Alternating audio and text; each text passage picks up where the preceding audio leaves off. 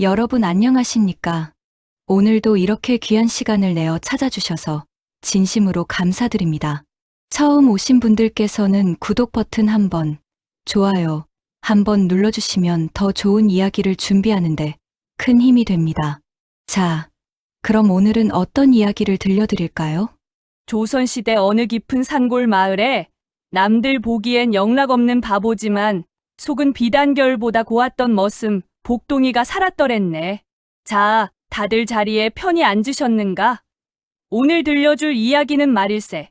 세상 사람들이 다 미친 놈이라 손가락질하던 한 사내와 원한으로 얼룩져 숨조차 쉬지 못하던 어느 흉가에 얽힌 기막힌 인연이라네. 때는 바야흐로 조선 후기 나라 안팎이 어수선하고 백성들의 삶이 팍팍하기 이를 데 없던 시절이었지. 복동이는 최참판댁 마당에서 10년을 굴렀는데 녀석은 투덜대는 법이 한 번도 없었어. 남들 다 자는 새벽에 일어나 소여물을 쓰고 남들 술 타령할 때 마당 구석구석을 쓸었지. 지게를 지고 산을 오를 때도 콧노래를 흥얼거리고 길가에 핀들 꽃 한 송이에도 인사를 건네던 그런 녀석이었어. 드디어 10년 머슴살이가 끝나던 날 최참판이 녀석을 불렀네. 복동아, 내 10년 공이 크니 내가 아랫마을 논이라도 한마지기 떼어주마 하고 말이야. 그런데 이 녀석이 대답 대신 머리를 긁적이며 하는 소리가 뭐였는지 아나? 나으리, 소인은 논도 싫고 소도 싫습니다요. 저기 마을 어귀에 버려진 윤씨네 폐가 그 집을 제게 주십시오. 마을 사람들이 그 소리를 듣고 까무러치게 놀랐지. 그 집이 어떤 집인가? 대낮에도 찬바람이 쌩쌩 불고 대들보에 목을 매인 여인이 밤마다 울어댄다는 소문이 자자해서 개조차 짖지 않는 흉가 아니었겠나. 최참판은 속으로 쾌재를 불렀지. 이 바보 녀석, 제 발로 무덤을 파는구나 하고 말이야. 그렇게 복동이는 제 10년치 피땀 눈물이 섞인 세경을 지붕 다 내려앉은 흉가와 맞바꿨다네. 그게 이 기막힌 이야기의 서막이었지. 복동이가 폐가로 들어서던 날, 마을 사람들은 혀를 차며 멀찍이서 구경만 했습니다. 낡은 대문은 경첩이 떨어져 나가 삐딱하게 걸려 있었고, 마당에는 사람 키만큼 자란 잡풀들이 무성했습니다. 집 안으로 들어서자 퀴퀴한 곰팡이 냄새와 함께 말로 설명할 수 없는 서늘한 기운이 온몸을 휘감았습니다. 하지만 복동이는 아랑곳하지 않았습니다. 그는 보침을 내려놓자마자 마당으로 나가 잡풀을 뽑기 시작했습니다. 낯질 소리가 고요한 폐가에 서걱서걱 울려 퍼졌습니다. 허허, 집골이 이게 뭐다냐. 아씨가 계신다면 참으로 속상하시겠어. 잡풀이 이렇게 자랐으니 발 뻗을 곳도 없으셨겠구먼. 내가 오늘부터 깨끗하게 치워드릴 테니 걱정 마셔요.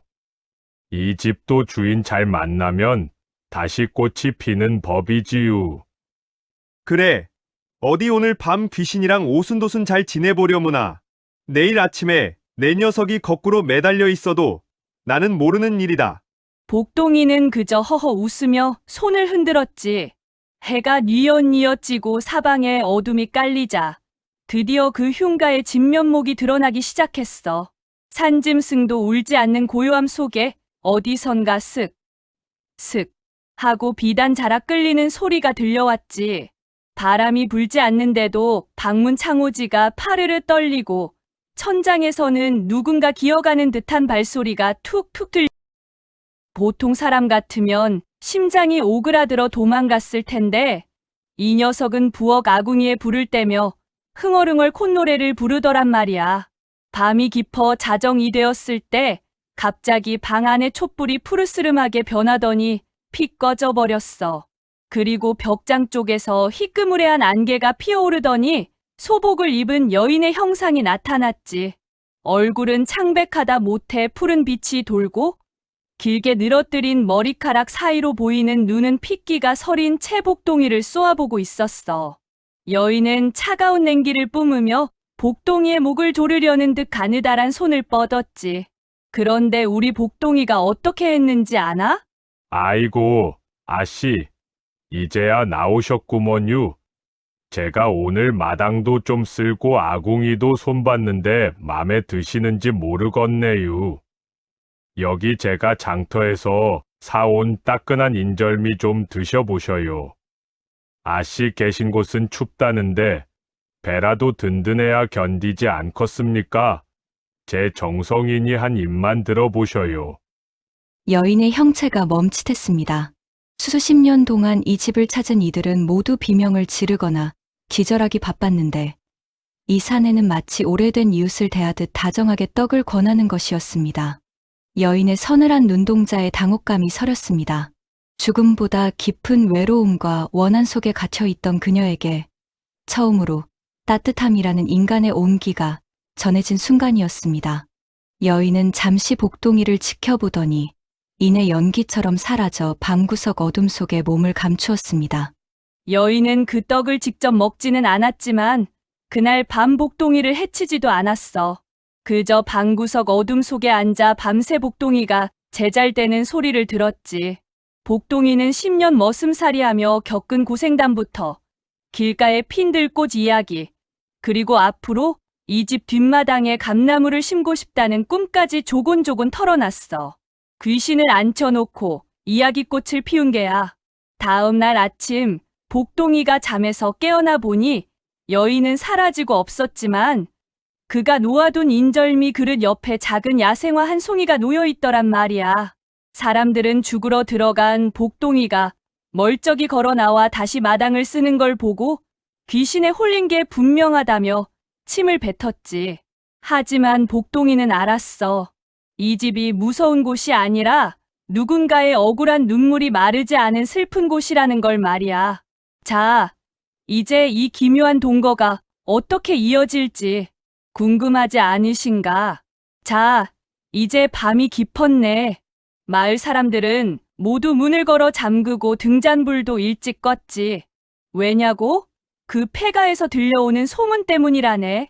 바람 한 점 없는 밤에도 그 집 대문은 끼익 소리를 내며 제멋대로 열리고 아무도 없는 부엌에선 텅 빈 솥뚜껑이 달그락거리는 소리가 들린다는 게야. 사람들은 그 집 근처를 지날 때면 고개를 돌리고 걸음 하나를 살려라 도망치기 바빴지. 그런데 우리 복동이는 어땠을 것 같나? 이 녀석은 참으로 속도 좋지. 남들은 근처에도 못 가는 그 서늘한 방 한 칸에 자리를 잡고 누웠어. 천장에는 거미줄이 가득하고 벽지는 누렇게 떠서 너덜거리는데 복동이는 어이구 10년 만에 내 방이 생겼네 하며 코까지 골며 자려무나 했지. 그런데 말이야, 자정이 지났을까? 갑자기 방 안의 공기가 확 달라지는 게 아니겠어? 뼛속까지 시린 냉기가 발끝에서부터 스멀스멀 올라오는데 그 깊은 잠에 빠졌던 복동이도 그만 눈을 번쩍 뜨고 말았네. 방 안에는 분명 복동이 혼자뿐이었습니다. 하지만 문창살 너머로 비치는 차가운 달빛 아래 기이한 그림자 하나가 길게 드리워졌습니다. 그것은 사람의 형상이었으나 바닥에 발이 닿지 않은 듯 허공에 붕 떠 있었지요. 복동이는 침을 꿀꺽 삼켰습니다. 10년 머슴살이에 산전수전 다 겪으며 웬만한 일에는 눈 하나 깜짝하지 않던 그였지만 정체 모를 존재가 내뿜는 그 압도적인 슬픔과 서늘한 기운 앞에서는 전신이 굳어버릴 수밖에 없었습니다. 그때였습니다. 닫혀있던 방문이 소리 없이 스르르 열리더니 어제 보았던 그 하얀 소복의 여인이 다시 모습을 드러냈습니다. 여인의 얼굴은 어제보다 더 창백해 보였어. 길게 늘어진 머리카락 사이로 보이는 눈동자는 마치 끝을 알 수 없는 깊은 우물처럼 공허했지. 여인이 한 걸음 다가올 때마다 방바닥에는 하얀 서리가 내려앉는 것 같았어. 보통 사람 같으면 비명을 지르며 뒷문으로 달아났거나 기절했겠지? 그런데 우리 복동이가 어떻게 했는지 아나? 그 곰 같은 녀석이 주섬주섬 일어나 앉더니 자기 무릎을 탁 치며 이렇게 말하는 게야. 아이고, 아씨. 밤새 안녕하셨어요. 소인이 코를 너무 크게 골아서 잠을 깨우신 건 아닌지 모르겠네요. 보아하니 이 방이 예전엔 아씨 방이었던 것 같은데 제가 불쑥 들어와서 놓여오신 게지요? 죄송합니다요. 하지만 저도 이제 갈 곳 없는 처지라. 염치 불구하고 신세 좀 지겠습니다요. 대신 제가 낮에는 마당도 쓸고 지붕도 고칠 테니 너무 미워하지 마셔요. 산 자가 어찌하여 죽은 자의 자리를 탐내느냐. 이곳은 원한이 서린 곳, 피 냄새가 가시지 않은 곳이다. 해가 뜨기 전에 떠나거라. 그러지 않으면 너도 나처럼 차가운 땅 밑에서 영원히 눈을 감게 될 것이다. 여인의 경고는 단순한 위협이 아니었습니다. 그녀의 목소리가 울려 퍼질 때마다 방 안의 가구들이 들썩이고 낡은 천장에서는 흙먼지가 떨어져 내렸습니다. 그녀의 원한은 그만큼 깊고 단단했습니다. 하지만 복동이는 도망치지 않았습니다. 오히려 그는 보침 속에서 작은 종이 꾸러미를 하나 꺼냈습니다. 그것은 그가 장터에서 전 재산이나 다름없는 푼돈을 털어 사온 눈깔사탕 몇 알이었습니다. 복동이는 그 떨리는 손으로 사탕 하나를 꺼내 방바닥에 조심스레 내려놓았어. 아씨, 제가 가진 게 없어서 대접할 건 없고 이거라도 하나 드셔보셔요. 달콤한 걸 먹으면 마음의 응어리도 조금은 녹는다 안 합니까요? 라고 말이야. 귀신한테 사탕을 권하는 머슴이라니 참으로 기가 막힐 노릇이지. 그런데 그 순간 여인의 눈빛이 아주 잠깐 흔들리는 걸 복동이는 보았어. 수십 년간 이 집을 거쳐 간 수많은 사람이 있었지만 그녀를 무서운 존재가 아닌 위로받아야 할 영혼으로 대준 사람은 복동이가 처음이었거든. 여인은 사탕을 집어들지는 않았지만 더 이상 위협하지도 않았어. 그저 복동이를 빤히 바라보다가 소리 없이 방구석 어둠 속으로 스며들었지.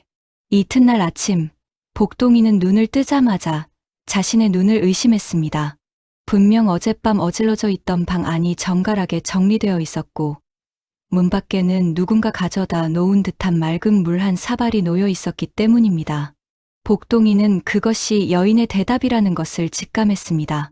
그는 기쁜 마음에 부엌으로 달려가 낡은 솥을 닦기 시작했습니다. 그런데 솥바닥을 박박 긁던 복동이의 손에 이상한 감촉이 느껴졌습니다. 솥 밑바닥에 무언가 숨겨져 있는 듯한 빈 공간이 있었던 것입니다. 복동이가 힘을 주어 솥을 들어 올리자 그 밑에 흙으로 덮인 작은 상자가 하나 보이더란 말이야. 이게 뭐다냐? 하며 상자를 열어보려던 찰나 마당 저편에서 요란한 소리가 들려왔어. 바로 최참판의 신복들이었지. 이놈 복동아, 귀신집에서 죽지도 않고 살아있느냐? 하며 들이닥친 게야. 복동이는 얼른 상자를 품속에 감췄어. 직감적으로 느낀 거지. 이것이 설화 아씨가 자신에게 전해주고 싶은 비밀이라는 것을 말이네. 자, 이제 최참판의 탐욕이 본격적으로 복동이의 숨통을 조여오기 시작하는데 복동이는 과연 이 비밀 상자를 지켜낼 수 있을까? 그리고 여인이 숨긴 이 상자 안에는 대체 무엇이 들어있었을까? 자, 숨 좀 돌리고 다음 장에서 그 기막힌 속사정을 들어보세. 자, 이제 그 가련한 여인의 속사정을 들어볼 차례네. 복동이가 사탕을 놓아두고 진심 어린 말을 건넨 그날 밤 이후로 폐가의 공기가 묘하게 바뀌었어.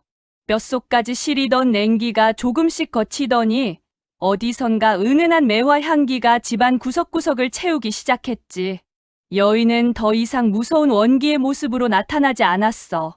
대신 달빛이 비치는 툇마루 끝에 앉아 마치 먼 곳을 보듯 띄엄띄엄 자신의 이야기를 들려주기 시작했네.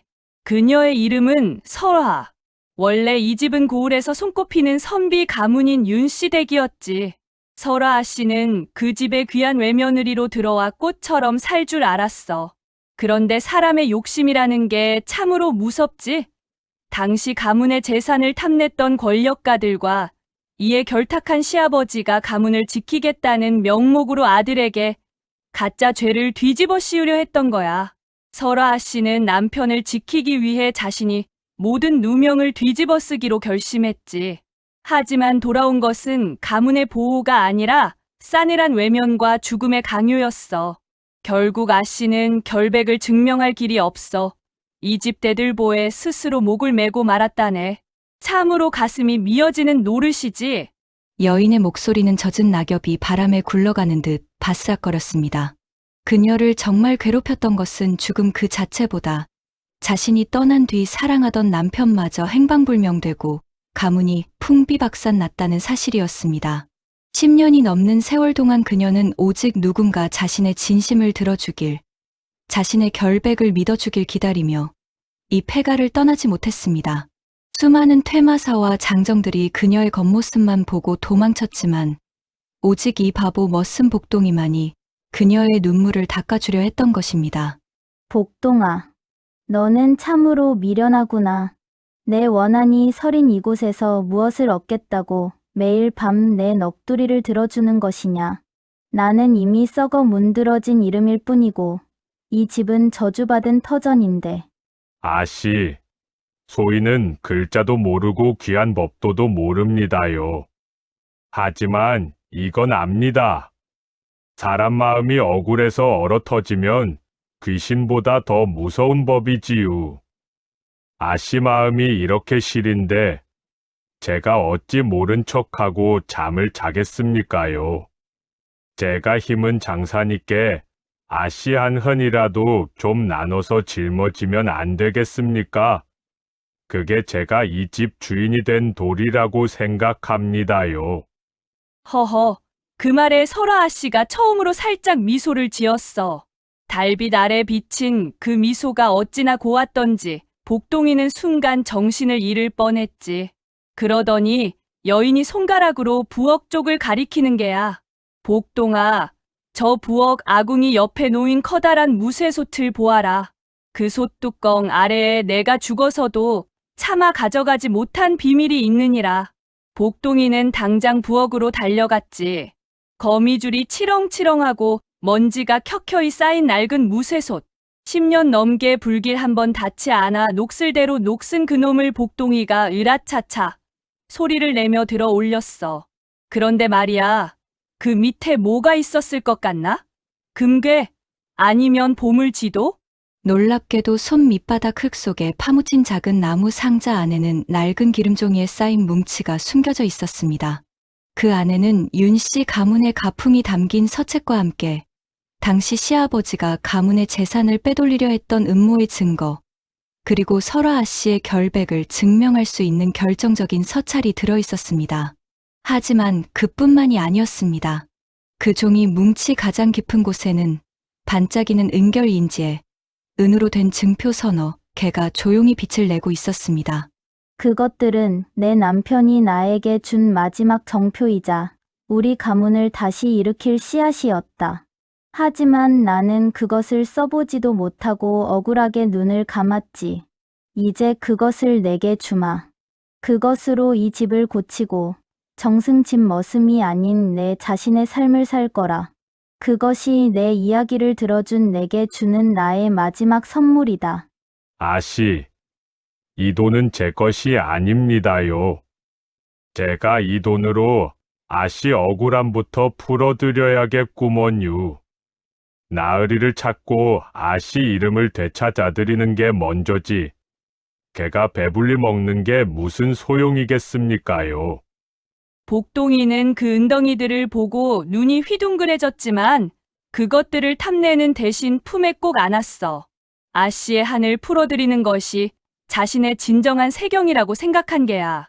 그런데 말일세, 바로 그 순간이야. 대문 밖에서 왁자지껄한 소리가 들리더니 횃불 불빛이 담벼락을 넘어 들어오는 게 아니겠어? 이놈 복동아, 당장 문 열어라. 낸놈이 폐가에서 보물을 찾았다는 소문을 다 들었다. 탐욕에 눈이 먼 최참판이었습니다. 복동이가 폐가에서 기이한 일을 겪으면서도 멀쩡히 지내자 분명 그곳에 숨겨진 보물을 찾았을 것이라 확신하고 무례배들을 대동에 들이닥친 것이지요. 횃불의 붉은 그림자가 창문에 어지럽게 춤을 추고 복동이는 급히 은결이 든 상자를 품속 깊이 숨겼습니다. 이제 복동이의 우직한 진심과 최참판의 잔혹한 탐욕이 정면으로 충돌할 시간이 다가오고 있었습니다. 자, 이제 마당 구석구석에 매캐한 횃불 연기가 자욱해졌네. 최참판 그 인간 평소엔 점잖은 채 뒷짐 지고 다니더니 돈 냄새를 맡으니까 눈빛부터가 늑대처럼 변했어. 무레배들이 도끼로 낡은 대문을 박살내고 들어오는데 그 소리가 고요한 밤하늘을 찢는 것 같았지. 우직근 소리와 함께 대문이 넘어가고 불그스름한 횃불 불빛이 폐가 마당을 집어삼켰어. 복동이는 부엌 바닥에 주저앉아 아까 찾은 은결 뭉치를 품에 꼭 안았어. 자기 목숨보다 설화 씨의 결백이 담긴 그 서찰들을 지켜야 했거든. 하지만 장정 다섯을 무슨 수로 당하겠나? 결국 부엌문이 떨어져 나가고 복동이는 머리채를 잡힌 채 차가운 마당으로 끌려 나왔네. 최참판은 그 비열한 웃음을 흘리며 복동이 앞에 섰지. 이 미천한 놈이 감히 상전의 눈을 속이고 보물을 가로채려 해? 당장 내놓지 않으면 내 놈을 이 집 대들보에 달아 매겠다. 최참판의 손짓 한 번에 무례배들이 복동이를 무참히 짓밟았습니다. 10년간 흙을 일구던 복동이의 투박한 손 위로 거친 가죽신 발길질이 쏟아졌습니다. 복동이는 신음하면서도 품 안에 상자를 놓지 않았습니다. 결국 무례배 하나가 낯끝으로 복동이의 옷자락을 찢어 발기고 은결이 든 상자를 낚아챘습니다. 달빛 아래 반짝이는 은결의 광채를 본 최참판의 눈에 탐욕스러운 광기가 서렸습니다. 바로 그때였습니다. 산산조각 났던 대문이 갑자기 스스로 일어서더니 쾅 하고 닫혀버린 것이었습니다. 무슨 소리냐? 바람인가? 야, 이놈들아. 보물 챙겼으니 얼른 나가자. 기분이 영 묘하구나. 나으리! 문이 안 열립니다요. 밖에서 수천 명의 장정이 누르고 있는 것처럼 꼼짝도 안 합니다요. 허허, 문만 안 열리는 줄 아나? 사방에서 스으 하는 기분 나쁜 소리가 들려오기 시작했어. 횃불 불꽃이 갑자기 푸른색으로 변하더니 하나둘씩 픽픽 꺼져가는 게야. 칠흑 같은 어둠 속에 오직 최참판 일당의 비명 섞인 숨소리만 남았지. 그때였어. 저기 툇마루 끝에서 설화 아씨가 나타났네. 아까 복동이 앞에서 보여준 그 슬픈 눈망울이 아니야. 눈에선 시뻘건 피눈물이 흐르고 입가엔 서늘한 조소가 걸린 그야말로 수십 년의 원한이 응축된 악귀의 형상이었지. 그녀가 한 걸음 내디딜 때마다 땅이 울리고 폐가의 석가래들이 끼익끼익 비명을 지르며 내려앉을 듯 흔들렸어. 공중으로 떠오른 여인의 소복자락이 거대한 채찍처럼 휘둘려 최참판의 손목을 내리쳤습니다. 악! 하는 비명과 함께 그가 들고 있던 은결 상자가 바닥으로 흩어졌습니다. 무례배들은 겁에 질려 바닥을 기어다니며 살려달라 애걸했지만 보이지 않는 손길이 그들의 목을 조르는 듯 숨소리가 거칠어졌습니다. 바람 한 점 없던 마당에 거대한 소용돌이가 치더니 낡은 기와들이 칼날처럼 날아와 무례배들의 앞길을 막아섰습니다. 이것은 인간의 힘으로는 도저히 감당할 수 없는 죽은 자의 분노였습니다. 내 놈의 조상이 지은 죄도 모자라. 이제는 산자의 목숨까지 탐하느냐? 이 집은 내 피눈물로 세워졌고 내 놈들의 탐욕으로 무너질 것이다. 가져가라. 이 은결을 가져가서 내 놈들의 무덤을 파는 데 써라. 아이고, 귀신님 살려주십시오. 제가 잘못했습니다. 보물도 필요 없고 이 집도 필요 없습니다. 제발 목숨만 살려주십시오. 복동이는 그 난리 속에서도 설화 아씨의 이름을 불렀어.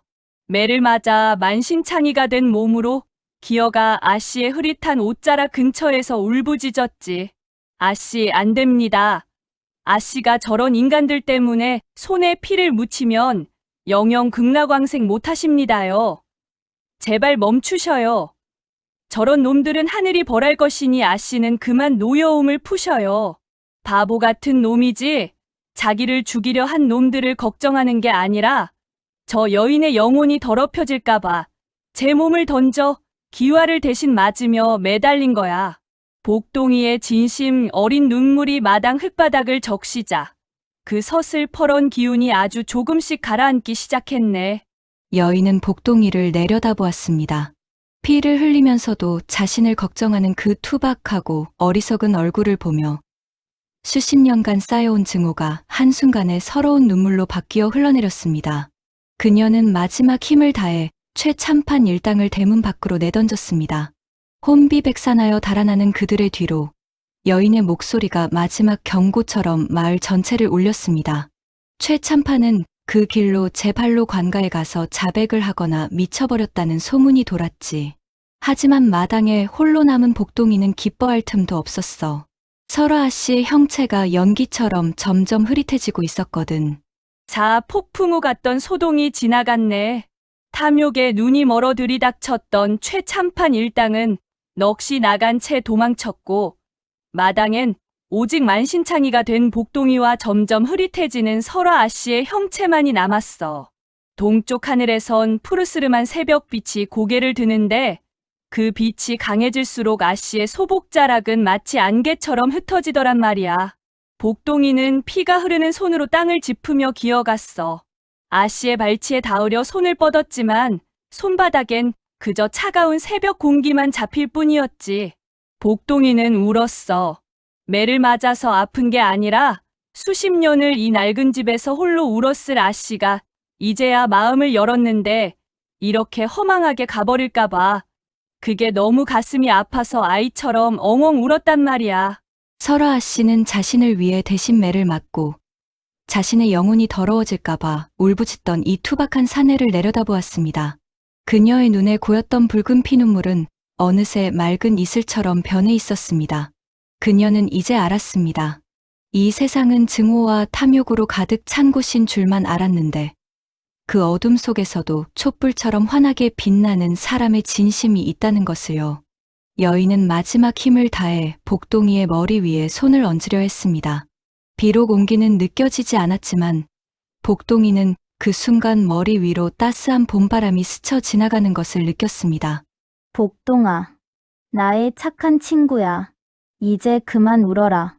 내 눈물이 내 발목을 잡던 해묵은 원한의 사슬을 모두 녹여버렸구나. 나는 이제야 비로소 이 무거운 폐가를 벗어나 바람이 되고 빛이 될 수 있을 것 같다. 내가 내게 주었던 그 달콤한 사탕의 맛을 나는 저 세상에 가서도 잊지 못할 것이다. 아씨, 가시면 안 됩니다요. 제가 아직 아씨 억울함도 다 못 풀어드렸고, 뒷마당에 심겠다던 그 감나무 꽃 피는 것도 못 보여드렸지 않습니까요? 조금만 더 계셔요. 제가 따뜻한 쌀밥이라도 한 그릇 지어 올릴 때까지만이라도요. 복동이는 서러워서 바닥을 쳤지. 하지만 설아 씨는 고개를 가로저으며 품 안에서 마지막으로 무언가를 꺼냈어. 그것은 아까 찾은 은결 상자 속에 들어있던 낡은 비단 주머니였지. 아씨는 그것을 복동이의 손바닥 위에 올려두듯 허공에서 떨어뜨렸어.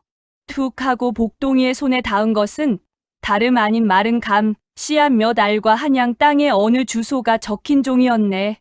여인은 마지막 유언 같은 부탁을 남겼어. 이 씨앗을 뒷마당 양지 바른 곳에 심어다오. 그리고 그 종이에 적힌 곳으로 가서 내 남편 윤씨 성을 쓰는 그분을 찾아 이 소식을 전해주렴. 그분이 아직 살아계신다면 나는 죽어서도 그분의 이름 곁에 눕고 싶구나. 이것이 내가 너에게 남기는 마지막 청이자 우리 인연의 마침표란다. 말을 마친 여인의 몸은 수천 개의 반딧불이가 되어 하늘로 솟아올랐습니다. 그 빗줄기들이 낡은 폐가의 석가래를 훑고 지나가자 수십 년 동안 집을 짓누르던 음산한 기운이 한순간에 사라졌습니다. 먼동이 트며 폐가 마당에 첫 햇살이 들이쳤을 때 그곳엔 더 이상 귀신도 흉가도 없었습니다. 오직 피투성이가 된 채 감씨앗을 손에 꼭 쥔 한 사내와 그 사내를 위로하듯 쏟아지는 찬란한 아침 햇살만이 있었을 뿐입니다. 복동이는 그날 이후 사흘 밤낮을 알아누웠어. 마을 사람들은 저놈이 결국 귀신한테 홀려 죽으려나 보다 했지. 하지만 복동이는 죽지 않았어. 나흘째 되는 날 녀석은 비틀거리는 몸을 이끌고 일어나 가장 먼저 무엇을 했는지 아나? 아씨가 준 그 감 씨앗을 뒷마당 정중앙에 정성스럽게 심었지. 그리고 매일 아침 그곳에 물을 주며 절을 올렸어. 사람들은 또 비웃었어. 거기서 뭐가 난다고 저 지랄이냐 하고 말이야. 그런데 말일세, 기적이 일어났어. 한 달도 안 되어 메마른 땅을 뚫고 파란 싹이 올라오는데 그 빛깔이 어찌나 영롱한지 온 마을의 향기가 진동하더란 말이야. 복동이는 이제 떠날 채비를 했어. 아씨와의 약속을 지키기 위해 그 먼 한양 땅으로 아씨의 남편을 찾아 길을 떠나기로 한 게야. 그 보따리 안엔 아씨의 결백이 담긴 서찰과 은결, 그리고 복동이의 우직한 진심이 담겨 있었지. 이제 이야기는 마을의 폐가를 넘어 거대한 운명의 소용돌이가 기다리는 한양으로 향합니다. 글자 한자 모르는 바보 머슴이 오직 죽은 여인과의 약속을 지키기 위해 천리 길을 떠나는 대장정이 시작된 것입니다. 남들은 미쳤다고 했지만 복동이의 가슴 속엔 세상 그 무엇보다 단단한 지도가 그려져 있었습니다. 바로 시내라는 지도였습니다. 자, 이제 우리 복동이가 보찜 하나 달랑 메고 한양 땅으로 들어섰네. 말이 천리 길이지. 집신 서너 켤레가 닳아 없어지도록 걷고 또 걸었어. 발바닥은 물집이 잡혀 터지고 길가에서 찬 이슬을 맞으며 잤지만 복동이는 한 번도 걸음을 멈추지 않았지. 왜냐고 품속에 든 설화 아씨의 서찰이 마치 뜨거운 심장처럼 복동이를 밀어붙였거든. 드디어 아씨가 알려준 그 주소, 한양 북촌의 낡은 가옥 앞에 섰어. 대문은 비록 작았지만 선비의 기품이 느껴지는 집이었지. 복동이는 떨리는 손으로 대문을 두드렸어. 계십니까요? 저, 먼 남쪽 고을에서 온 복동이라 합니다요. 라고 말이네. 대문을 열고 나온 이는 백발이 성성한 노인이었습니다. 바로 설화 아씨가 그토록 그리워하던 남편 윤생원이었지요. 그는 가문의 몰락 이후 이름을 숨긴 채 후학을 가르치며 아내의 소식을 애타게 기다리고 있었습니다. 복동이가 내민 낡은 비단 주머니와 서찰들을 본 노인의 손은 눈에 띄게 떨렸습니다. 서찰 속에는 당시 시아버지와 권력가들이 결탁했던 증거들이 낱낱이 기록되어 있었고 무엇보다 아내 설화가 자신을 위해 얼마나 큰 희생을 했는지가 문물겨운 필체로 적혀 있었습니다. 오, 부인, 자네가 나를 위해 그 모진 세월을 홀로 견뎠단 말인가? 나는 그것도 모르고 자네를 원망하며 이리 비겁하게 살아남았구려. 이 미천한 사내를 용서하게. 나으리, 아씨는 나으리를 원망하지 않으셨습니다요. 오히려 나으리 곁에 눕고 싶다는 말씀뿐이셨지요. 이제 이 서찰들로 아씨의 결백을 밝혀주셔요. 그래야 아씨가 하늘에서도 편히 쉬실 것 아닙니까요? 복동이의 정성이 하늘을 감동시킨 게지. 윤세원은 그 증거들을 들고 평소 알고 지내던 청렴한 암행어사에게 달려갔어. 결국 10여 년 전의 사건은 재조사가 시작됐고 설화 아씨에게 누명을 씌웠던 악한들과 최참판의 조상들까지 그 죄상이 낱낱이 밝혀졌네. 최참판 그놈은 어찌 됐냐고? 이미 아씨의 노여움을 사서 미쳐버린 제 산속을 헤매다가 관가에 붙잡혀 엄벌을 받았지. 사필귀정이라 악한 자는 반드시 벌을 받는 법이야. 나라에서는 설화 아씨의 정절과 결백을 인정하여 연려문을 내렸습니다. 하지만 윤생원과 복동이는 화려한 보상보다 더 소중한 일을 하러 다시 남쪽 고을의 그 폐가로 향했습니다. 이제 그 집은 더 이상 흉가가 아니었습니다. 마을 사람들은 복동이가 가져온 정의의 소식을 듣고 고개를 숙였고 복동이는 윤생원과 함께 집을 새로 단장하기 시작했습니다. 그리고 마침내 복동이가 심었던 그 감 씨앗이 싹을 틔운 지 새해가 되던 봄날이었습니다. 뒷마당 양지 바른 곳에 심었던 그 나무의 꽃이 활짝 피었어. 세상에 그렇게 크고 탐스러운 감꽃은 처음이었지. 복동이는 그 나무 아래 설화 아씨의 유고를 정성스레 모시고 윤생원과 함께 정성껏 제를 올렸어. 그때였네. 바람도 없는데 감나무 가지가 살랑살랑 흔들리더니 어디선가 아씨의 맑은 웃음소리가 들려오는 것 같더란 말이야.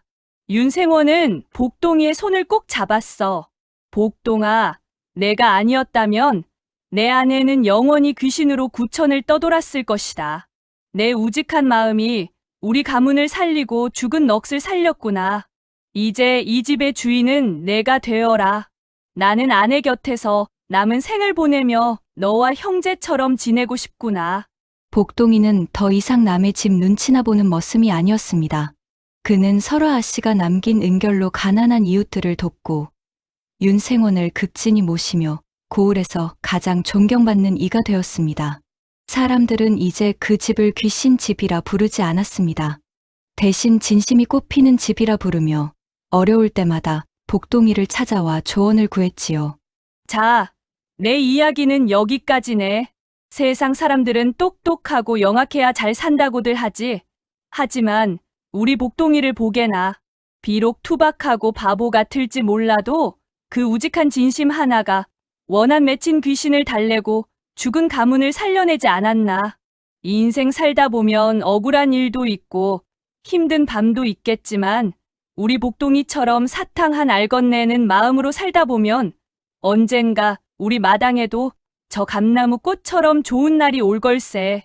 자, 오늘 밤은 복동이 꿈꾸며 다들 편안히 주무시게나. 오늘 준비한 조선 야담은 여기까지입니다. 긴 이야기의 끝자락까지 조용히 귀 기울여 주신 여러분께 마음을 다해 깊은 감사의 인사를 올립니다.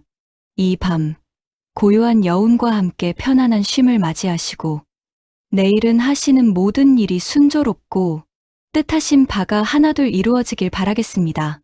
부디 좋은 꿈 드십시오.